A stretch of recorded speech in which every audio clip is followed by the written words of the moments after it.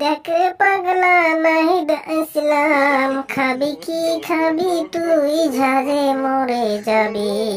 দেখ কেমন মজা এখন দেশ চালনা করে, খাবি কি খাবি তুই ঝাঁঝে মরে যাবি।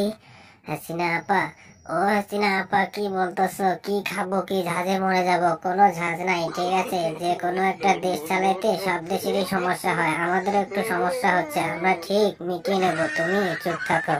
হ্যাঁ হ্যাঁ নাহিদ বাবা, আমি যখন দেশ চালালাম এরকম এই যে ঠাকুর, এই যে হিন্দু ধর্মের প্রতি এরকম অত্যাচার আমি করি নাই বাবা। তোমাদের সময় যত কিছু দেখা যাচ্ছে সেগুলো তো আগে সামলাও, তারপরে বুঝবো। এখন হাসিনা আপা, ও হাসিনা আপা, হ্যাঁ হ্যাঁ আমরা সামলে নেবো, ঠিক আছে? সে যদি একটু ভরকা ভাষণ দেয় তাকে একটু ক্ষণিকের জন্য আটকে রাখতে হবে, তুমি চিন্তা করো না, সব আমরা ঠিক করে নেব।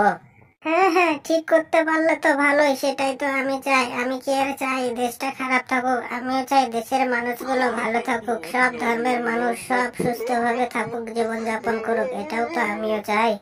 হ্যাঁ হ্যাঁ আপা, তুমি চিন্তা করো না, আমরা সবাই মিলে ভালো থাকবো, কোনো ধর্ম অশান্তিতে থাকবে না, তুমি দেখে নিও, ঠিক আছে? আর তুমি মোদির কাছেই থাকো, আর আসার দরকার নাই, চিন্তা